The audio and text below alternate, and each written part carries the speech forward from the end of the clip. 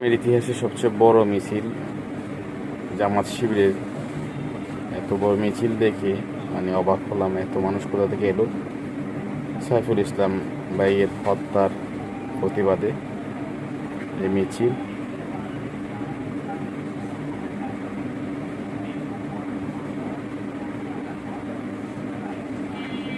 চোখ যত দূর যায় এত দূর মানুষ, এত মানুষ কোথা থেকে আসছে এটা কল্পনা আল্লাহ ভালো জানে। আমি অবাক হলাম, এত মানুষ এত এত মানুষ কোথা থেকে এলো।